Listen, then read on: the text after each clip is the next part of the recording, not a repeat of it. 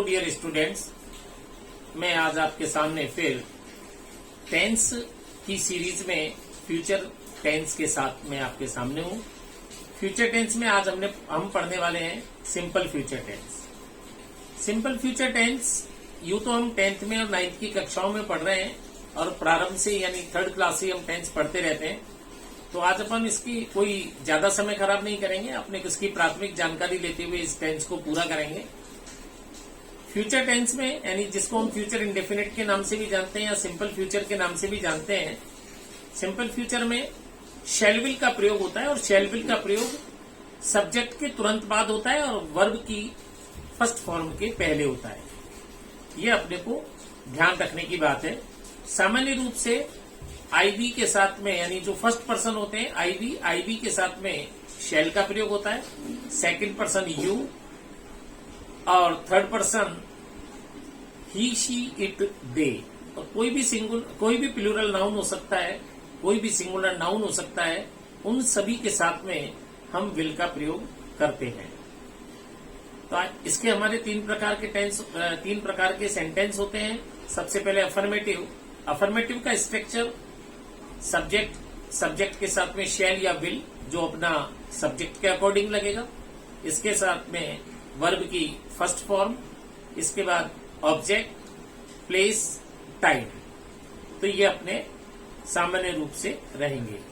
जैसे हम कह सकते हैं I shall go to Jaipur, I shall go to Jaipur. We will play there, we will play there. तो हमने पहले देखे I shall go to there, I shall go to there, I shall go to Jaipur, I shall play there, he will play there. तो ये अपना shell will का प्रयोग और अपना पर्सन के अनुसार होगा। तो इस प्रकार से हम बना देंगे। इसके बाद में आता है नेगेटिव। नेगेटिव का स्ट्रक्चर देखें, सब्जेक्ट के साथ में शेल विल, इसके बाद नॉट, यानी शेल विल और जो वर्ब की फर्स्ट फॉर्म है उसके बीच में नॉट का प्रयोग होगा। यानी सब्जेक्ट के बाद में शेल विल के बाद नॉट के बाद ऑब्जेक्ट और ऑब्जेक्ट के बाद प्लेस और फिर टाइम। तो यहां जैसे I shall go to Jaipur अपना अफर्मेटिव में था, इसमें हो जाएगा I shall not go to Jaipur, I shall not go to Jaipur. He will not play there, he will not play there. He या they will not cheat others, they will not cheat others. तो इस प्रकार से अपने को negative sentence बना है। इसके बाद आता है इंटरोगेटिव सेंटेंसेस। इंटरोगेटिव सेंटेंसेस, ये ध्यान देने की बात है कि इंटरोगेटिव सेंटेंस में हमारा जो हेल्पिंग वर्ब्स होती है, शैल या विल जैसी चीज होती है, वो शैल या विल सब्जेक्ट के पहले आता है। यानी वाक्य शुरू करते ही सबसे पहले हमको शैल या विल का यूज करना है। क्या वो कल जयपुर जाएंगे? Shall they go to Jaipur tomorrow? Will they go to Jaipur tomorrow? तो यहां अपने को इस चीज को देखना है। अब मान लीजिए वहां अफर्मेटिव था कि वो वहां खेलेंगे, वह वहां खेलेगा। तो यहां हम करेंगे will he play there, will he play there. तो ये हमारा फ्यूचर इंडेफिनिट टेंस है। अब हम बात करते हैं फ्यूचर कंटिन्यूस टेंस की। फ्यूचर कंटिन्यूस टेंस में हम देख रहे हैं शैल और विल, तो ये तो हेल्पिंग वर्ब के रूप में लगना ही है, लेकिन इसके साथ में बी का प्रयोग होगा।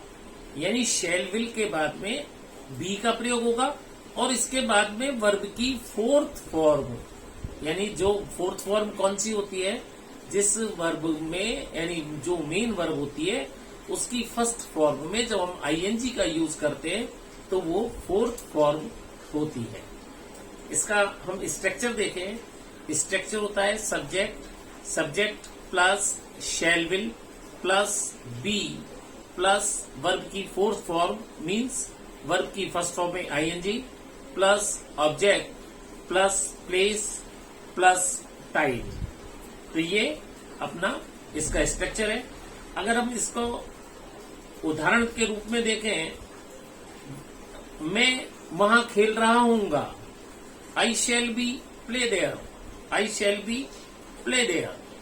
वह वहां पढ़ रहा होगा। He will be reading there.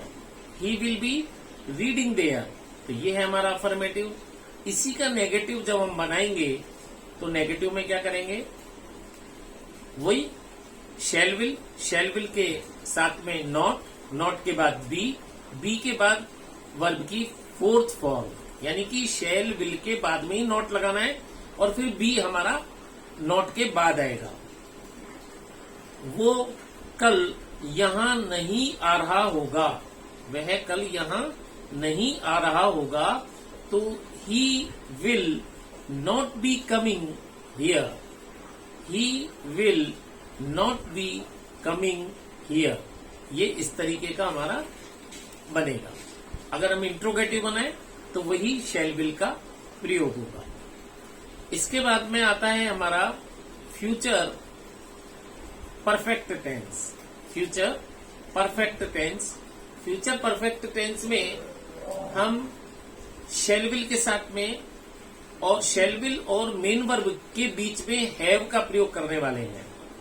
तो यहाँ अपना स्ट्रक्चर होगा, यानी कि कोई भी ऐसा काम जो भूतकाल में एक निश्चित समय तक पूरा हो जाएगा, ऐसा जब भाव स्पष्ट होता हो तो हम फ्यूचर परफेक्ट टेंस का यूज करते हैं।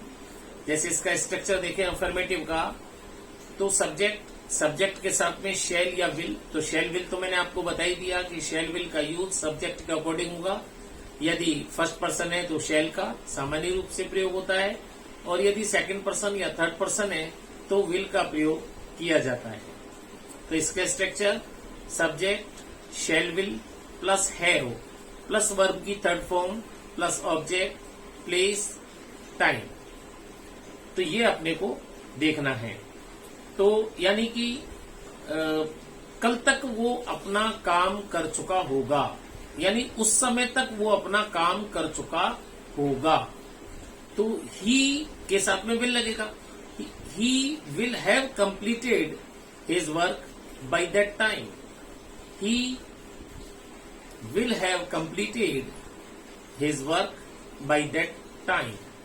नेगेटिव देखें इसका, यहां अपना शैल विल के बाद में नॉट का यूज हो जाएगा, यानी सब्जेक्ट के साथ शैल या will plus not plus have plus verb की third form plus object plus place plus time. वह उस समय तक अपना काम समाप्त नहीं कर चुका होगा। He will not have completed his work by that time. तो इस तरह के हम उदाहरण हम और भी देख सकते हैं, आप स्क्रीन पर देखते रहें। और इसके बाद में ये हमारा हो गया नेगेटिव। इसके बाद इंट्रोगेटिव। इंट्रोगेटिव में वही शैल हैव का यूज करेंगे। क्या तुम उस समय तक काम पूरा कर लोगे? Will you have completed your work by that time? Will you have completed your work by that time? तो ये था हमारा फ्यूचर परफेक्ट टेंस। अब आती है अपनी अंतिम बारी फ्यूचर परफेक्ट कंटिन्यूअस टेंस की।